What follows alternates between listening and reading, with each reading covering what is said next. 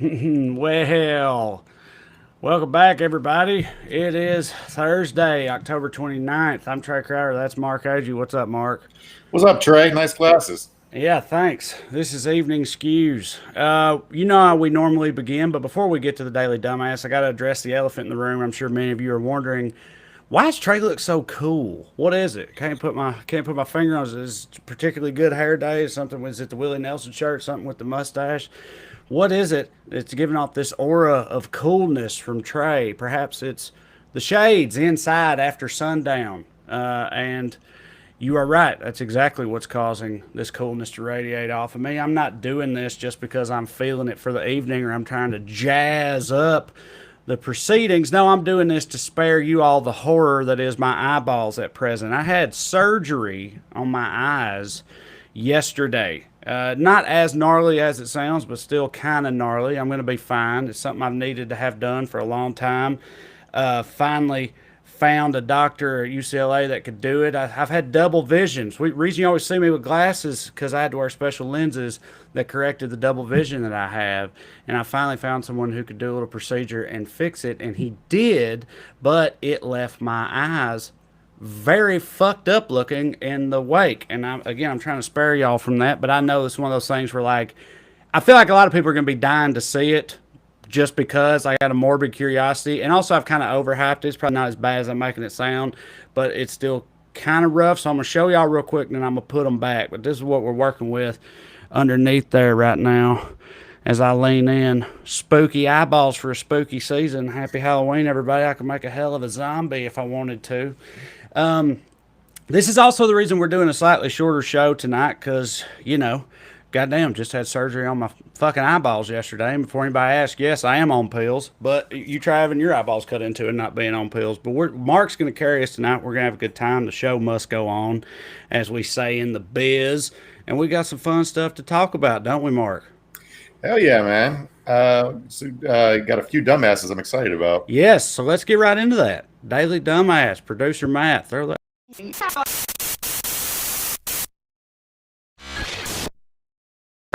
And tonight's honoree is anyone without a death wish who attended a Trump rally this week. Apparently, anyway, seems that Trump's trying to cut out the middleman, which is Father Time, and just take his supporters out right now. 2 times in 3 days, a Trump rally and the weather have combined to make a bit of a health hazard for Trump supporters. It started in Omaha, Nebraska a couple nights ago, Tuesday night, where multiple supporters had to be rushed to the hospital after they nearly froze to death after being stranded at the rally itself. Trump flew away waving in Air Force One while they were stuck on the tarmac, unable to get back to their cars in sub-freezing weather. Yeah, Mark? this is a great one because he's the region that Nebraska he's in. He like this is one of those states that divides his electoral votes, and he's already he's way out of contention for that one. So he basically froze these people for nothing. There's no even point having a rally. But it's not. Go ahead. Oh no, it's just I guess maybe it's close enough to another media market in another state it could have, but it was just this is a farewell tour. It feels like he just wants to get out there and see the people one last time, like Mick Jagger's done 1,000 times. So yeah. Also, the thing I liked about this is his entire organization administration are just almost clinically averse to taking any kind of responsibility for anything. Because did you see what their official response was to this? They said that they basically blamed it on the local authorities, saying that there were local road closures and a lack of infrastructure to support people getting out of there, whatever, and that they do everything they can at every event to ensure that everyone has a wonderful experience. So they just totally threw the good people of Omaha municipals under the non-existent buses that weren't there to take people to safety. Lack of infrastructure. You're telling me the subway in Omaha was closed that night? Right. But again, this was only one of 2 life-endangering Trump rallies this week. The second one was on the other end of the spectrum. It was the heat in Tampa, Florida today, right? That was today. Tampa, Florida Trump rally. 90-degree weather, 17 people had to be rushed to the hospital after they were packed together, of course, all without masks in this humid heat. The fire department was there, tried to spray people down with some mist in the air. Didn't work. You know, these people are old, they're in ill health, and, you know, just wasn't a good combination. Yeah, this is like for the first rally this week was too cold. The second one was too hot. The next one's going to be just right. Just right. Waiting for that Goldilocks rally somewhere in Yeah. Pennsylvania or whatever. I mean, like, at least Florida's competitive, so there was a point behind the rally, theoretically. Yeah, so he was also, I don't think anything went down at this one, but he was in Huntington Beach like a week or so ago. Nothing really happened there of note. But I just remember thinking that was weird because, like, I don't know. It seems like it's crunch time. I mean, you said it's like, what is this, a farewell tour at this point? Well, Also, maybe this stuff is booked so far in advance or whatever, but it seems like he's just, I don't know. He's got some head scratching moves. that was like a $50,000 plate dinner, though, right? I mean, Okay, it's a fundraiser thing. yeah, he's All out right. of cash because they Okay. stole it all, as James Carville put it. Okay. They've grifted all the campaign money, and they're out of resources to try to win the election. You can't steal too much, it turns out. Yeah. You can sabotage yourself. All right. Well, that's our official dumbass for tonight, dumbassery, but we got some honorable mentions. As you all know, we have trouble paring these things down sometimes because there's just so much dumbass shit that goes on in the world. Next up, we're sticking with the Trump administration, who apparently, like many of our uncles back home, still believes that wrestling is real. Wrestling is real to them, damn it. Do you want me to set this up? Yes, please. All right. So, once again, the consequence of being out of money, they try to use government resources to do quasi-campaign stuff. Like, they're going to spend $250 million in this PSA campaign about how great the government's done handling COVID. So they made this dossier of celebrities. You take that down for a second, Matt. Again, of celebrities to list all their. They only wanted Trump supporting celebrities, right? So like Scott Baio, no George Clooney, right? So they make a list of all these people with their political activities and arrest histories, criminal records.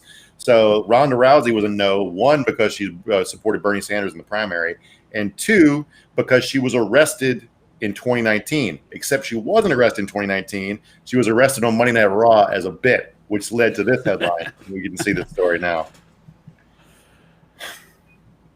Yes. Trump administration celebrity tracker doc confuses Ronda Rousey's fictional WWE arrest with reality. Yes, her official dossier in the administration reports her having been arrested in 2019, and that was part of a bit on Monday Night Raw, which, as you're about to say, not the first time that's happened. This is what makes it extra funny. Is anybody remember the story from like 2015 when the campaign was underway?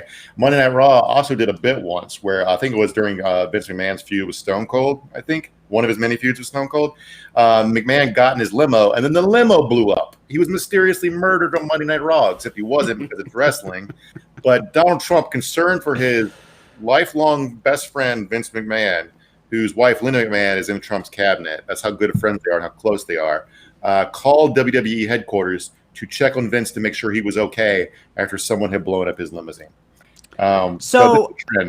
Okay, and I had already long since stopped watching wrestling by the time Donald Trump got involved. Look, I loved wrestling as a kid too. I loved that shit.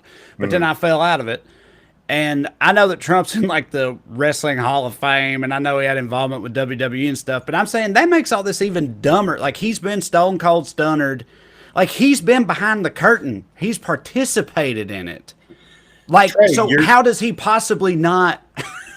You think he should know better than most wrestling fans with these productions? No, how could he possibly? Because you're missing how his brain works. Because they put him over, Trae. He would show up to a wrestling match, and they would have him win most of the time. So he really thinks he like beat The Rock in a fight. He just thinks he's fucking awesome.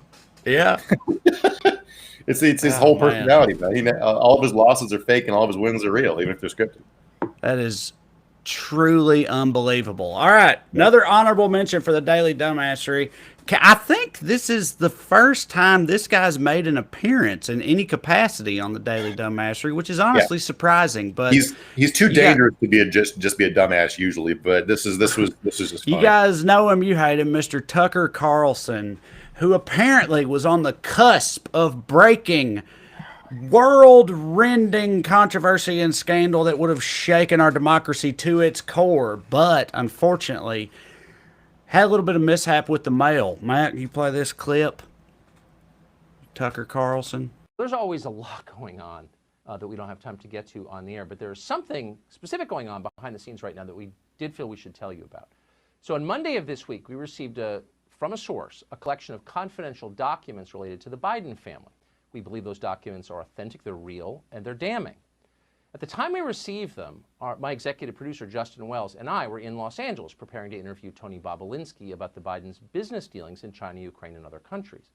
So we texted a producer in New York, and we asked him to send those documents to us in LA, and he did that. So Monday afternoon of this week, he shipped those documents overnight to California with a large national carrier, a brand name company that we've used, you've used countless times with never a single problem. But the Biden documents never arrived in Los Angeles. Tuesday morning, we received word from the shipping company that our package had been opened and the contents were missing. The documents had disappeared. Now, to its credit, the company took this very seriously and immediately began a search. They traced the envelope from the moment our producers dropped it off in Manhattan on Monday. Oh, man. Damn the luck. Can you believe it? It was this close. What are the odds, Mark, of that happening? Man, you just know some Biden operatives planned this 6 months ago. They got a job at UPS. Union job is hard to get. So you got to really get in character. You got to establish. Buddy, this is Antifa Special Forces right here. Like this is our like Navy SEALs squad we had on this mission. Yeah, these are the same people who think the mail is too untrustworthy for you to vote with, but they have these documents that could save America from the Biden criminal organization. Only copy, by the way, Yeah. the only copy of this vital democracy-saving package, and they entrusted it to the mail, and look what happened. Trae, I got a PDF app on my phone. Take a picture and ship a PDF. And I just love that they're getting all these secret documents from, I guess, a guy that Hunter Biden had a falling out over a business deal with named Tony Bobolinsky, which is like the most I know mookish name. Is like you just know his friend called Tony Baloney, and this is the guy. Yeah, now Tony Treason. That's Tony Treason over there. Tony Treason. Tony Bobolinsky. Bobolinsky's like Polish or something. I don't know why I'm doing an Italian accent, but either way, yeah. He's got an Italian. If you've seen him talk, he has a very Italian vibe to him. Plus, it's just I figured, yeah. But it's this is all it's such amazing horse shit. I mean, I don't know the truth of what if you told me Hunter Biden was trading on his dad's name to get jobs and money he didn't deserve, I'd be like, probably. It sounds like every rich kid I know. But I don't understand why the future of the republic depends on what he emailed somebody in China, and I definitely don't believe in his fucking documents. Right. From Tony Bobolinsky. So let's get into some more serious shadiness, Mark. We got a big scandal, or a wild scandal anyway, to talk about. Why don't you tell us about it? It has to do with turkey and not the Thanksgiving kind. Yeah, so today's bombshell that nobody will remember 2 days from now. It would be Right. something that would end any normal presidency. So apparently Bill Barr, there's a long-running investigation into a Turkish bank called Hanka Bank. Hanka Bank? Hank Bank is Tony Bobolinsky's best friend. Halk Bank. It's a state-owned Turkish bank. Basically, what they were under investigation for is laundering money for Iran, the Iranian government. All right, and what Bill Barr did was he called the U.S. attorney who was running this investigation in and told him basically to let the bank off with a fine, because the criminal part of this investigation could have touched President Erdogan himself and his family, it looked like. So the guy was fired over it and is, of course, mad, not only just losing his job, but there's their national security implications, because supposedly this is money is being used to fund Iran's nuclear weapons program, which I think most people who are in the Iranian government think it would be good if they didn't get a nuclear bomb. but it's just like Trump. If you guys don't haven't been keeping track of all this shit, Trump has a lot of business in Turkey. It's probably one of his biggest overseas properties outside of like Scotland. I think is he makes a bunch of money in Turkey, including like his last tax returns that New York Times got a hold of. He made 2.6 million in net income from Turkey in 2015 through 2018. He's also like. Not that you believe much in the Steele dossier, but Turkey was implicated in that and shuffling money around. And everybody remembers the Russia part of Mike Flynn allegations, but the worst thing he was accused of doing was using his job as national security advisor to try to organize a kidnapping / rendition of a Turkish cleric by the name of Fethullah Gulen, who lives in Pennsylvania. And Erdogan hates him and wants him tortured and dead. So yeah, this is all very extremely fun stuff. And like we rant about international finance a lot, how normalized this kind of corruption is. Basically, you can't move money internationally without helping out terrorists and despots and oligarchs and drug traffickers and human traffickers and any other kind of dirt you're into. But like this shit's like, I mean, this is an example of how we gotta like get our hands around this stuff and like bring our version of capitalism back under control, or it's gonna like stranglehold everything.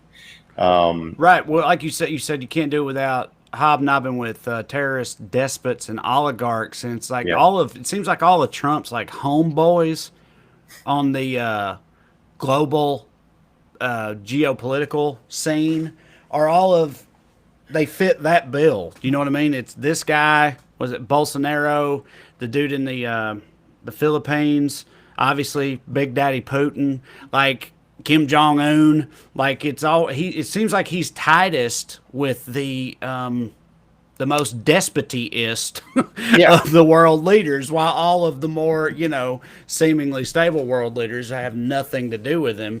And it's like birds of a feather and all that, but it also has to do with all this dark money floating around that they all sort of, benefit from each other's bullshit and everything. What happened, like the big time Trump went bankrupt in the early 90s, he left all these American banks on the hook for all this debt. Right. When he put that famous line in his book where he's walking down the street with Ivanka, which he didn't walk down the street, and he definitely didn't spend any time with his kids, but this is how the anecdote goes.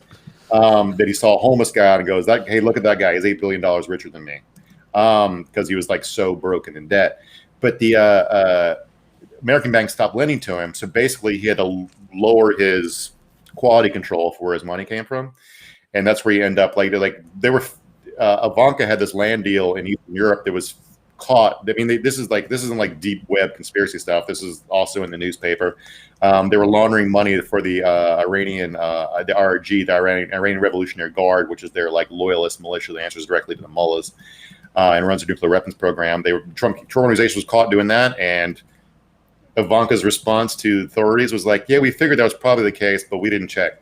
So that's how that was their loopholes why they weren't held criminally responsible. They didn't bother doing any homework. But like this stuff is like there's a domestic example of corruption here we wanted to segue to, just because it's. Or are you trying to do something? You want to show another clip? No. I do if Matt can do it, but I'm springing something on him. You just reminded me of something, and it's just funny. I think people would just enjoy it. But please get to all right. What we had planned. So anyway, like we're talking about like how it's tough to explain other than Iran getting a nuclear weapon, how this stuff affects American taxpayers. It just seems like garden variety grifting, with normal politicians do, but it's not. This is like a higher level of bullshit they're up to.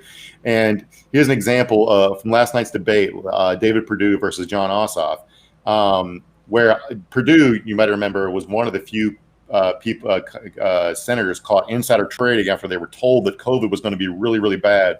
They sold all their stocks.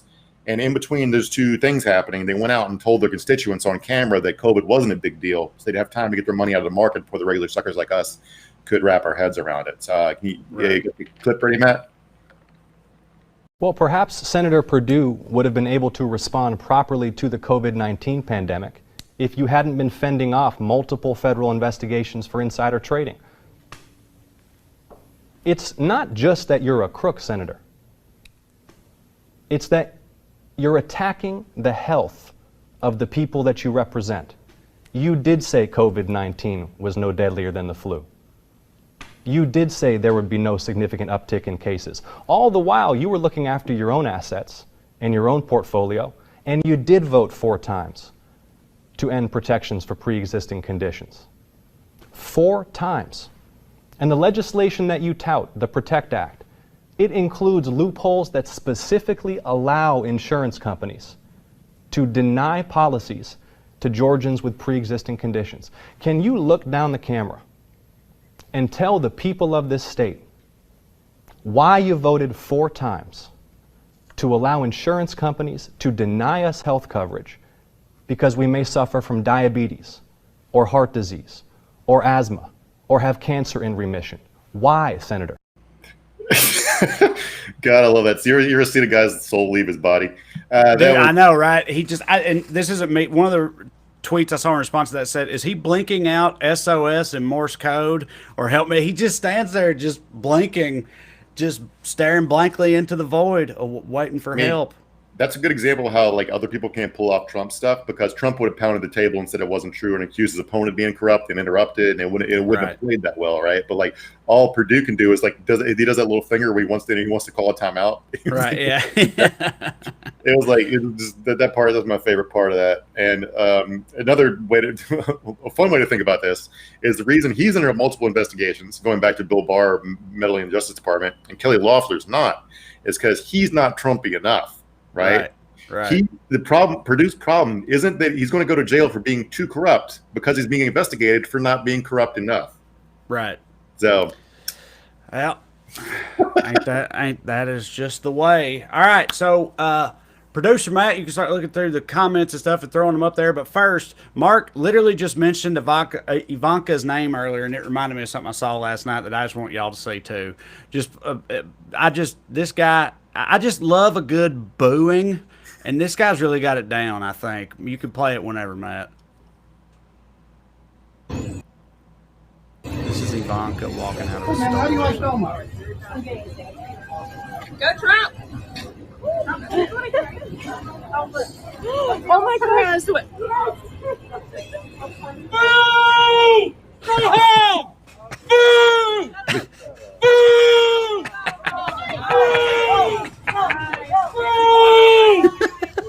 Boo! Go home! Boo!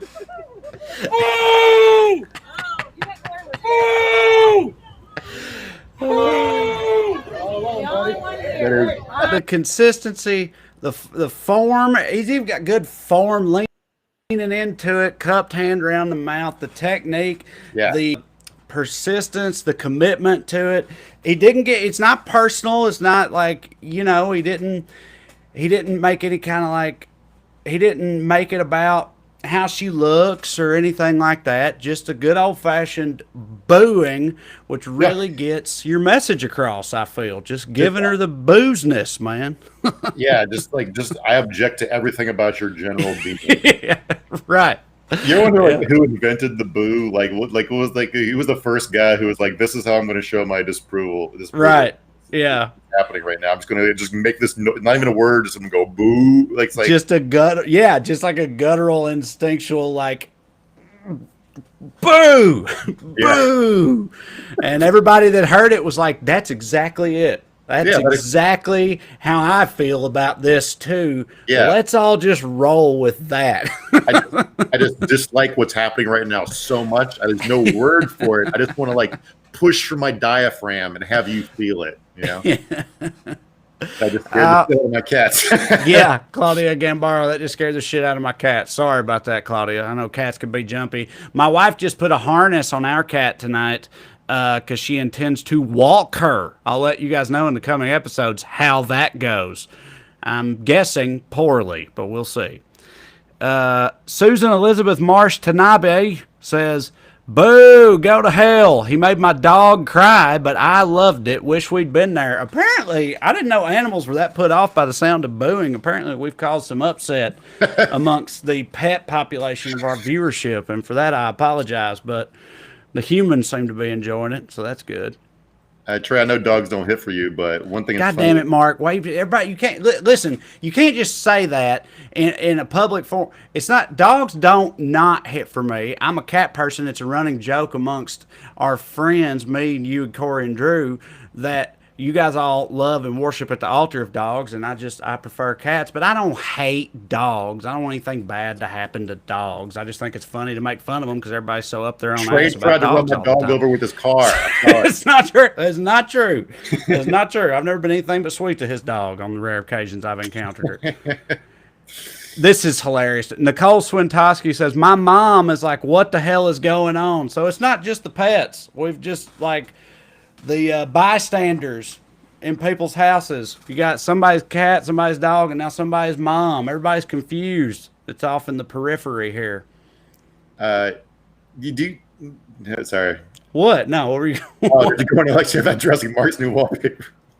So my aunt Kim watches this show regularly, and she just screen grabbed the comments on Tuesday's episode about a bunch of people complimenting my the wallpaper, which I passed along to my wife because she decorated our apartment. Basically, we moved apartments, and so I'm at a different location, and this is we now have room for a dining room table and stuff. So this is like our dining room wallpaper. It's very kitcheny. Somebody said it reminded them of their grandma's house. I feel that way too. It makes me feel at home. I like it. Yeah, I like it too. I'm a big fan. The Ivanka booing video, what I think about, I don't think she realizes how like this is going to stick with her for a long, long time. Like there's, if you saw, they sent a cease and desist order about this stupid Lincoln Project billboard in New York, about her and Jared being responsible for 250,000 deaths because of COVID. And, screw the Lincoln Project. And I'm not a fan of those guys. We talked about that before, but, that's pretty funny that she didn't realize people in New York would hear about the shit she was up to. Okay, you opened that by saying what's funny about the Ivanka booing videos. She doesn't understand it's going to stick with her for the rest of her life. You don't mean blue shirt guy booing her. You mean the entire experience and the role she's played in it. Like she's underestimated the amount of dislike she would receive for the rest of her natural life. Is that what you're saying? Yeah. Because I agree with that. I do want to start a GoFundMe to pay that guy a salary to follow her around and just boo her. Yeah. Get him a national endowment from the arts or something. He's got the goods. Yeah. MacArthur Genius Grant, as far as I'm concerned. Yeah. Everywhere she goes, the rest of her life is that guy in the same blue shirt. Everything about it's the same. Boo. Shannon Flaherty Cardo says, may we all have the courage to stand alone as that booer who sounded like a whole damn crowd. Yeah, this guy's a big hit, and rightfully so. Yeah, I'm in favor of what you said, Mark. We should all get up the money to pay give him a yearly salary to just be the official Ivanka and also Jared when he's around booer everywhere she and they go. That would be wonderful. I mean, I'm not encouraging a sort of physical revenge or anything like that, but just have her mildly be annoyed and have people call attention called to how much she sucks every time she goes in the store. It'd be great. Rhonda Brinkman, I like dogs. I love cats as friends. I'm with you, Trae. Smiley face. Just so you know, Mark, I'm also getting booed in the comment section now, so thank you for that. Because people are very sensitive. Are people really trying to cancel you just because you run a dogfighting ring? I can't believe it. That is not true. Nikki Fesky says, did Trae address the sunglasses? I did at the top of the show, but just to remind everybody that came in later, I had surgery on my eyeballs yesterday, and they look bad. And but I'm okay. I'm going to be fine. And I'm on pills, and I'm in recovery, but we're having a good time anyway. But, yeah, I'm not just trying to up the cool factor. Although, who knows, I may keep them. But, yeah, no, my eyes just look like shit right now from the procedure I had yesterday. And actually, a quick side note, a little bit of a PSA here, and people that aren't white trash may not have this problem, but, like, this whole thing with my eyes has really illustrated to me the validity of the idea of a second opinion, because I'm white trash and dumb and stuff, and I used to just think that, like, a doctor is a doctor, right? Like, all doctors, they got access to all the same doctor books, they know all the same doctor stuff. That's not at all true. Because I've been to, if you count optometrist and ophthalmologist, I probably went to 6 or 7 different eye doctors who told me that I couldn't do anything to fix my affliction.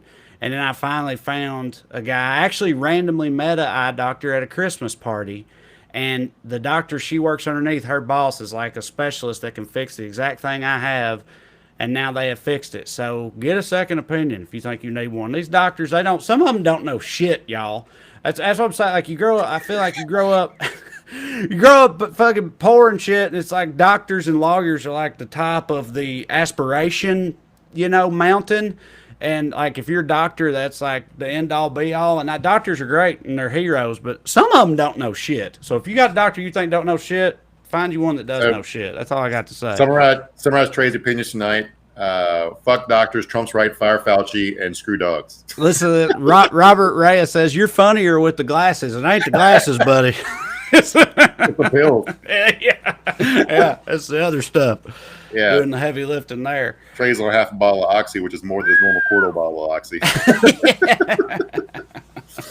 Oh, hell no. We've ended up having a good time, but we are going to cut it short, though, I believe, because like I said, I need to go in there, put an ice pack over my eyes, lay back, put on some instrumental musical scores or something. Get my Gwyneth on is what I'm saying. I'm going to freeze some cucumber slices, put them up there, chill out. But yeah, thank you all for joining us on this slightly abbreviated edition of Eating Skews. But also, the very next episode we're going to have is what? Election night. That's right. And like I said, who knows how long we're going to go that night. We're going to sit here and just revel in all the good or bad news as it comes in. We'll have some guests. We'll have a good time. It's going to be fun. That's next Tuesday. I got a double bottle of whiskey picked up today for that event. Yeah. I think I'll be drinking too. That'll be.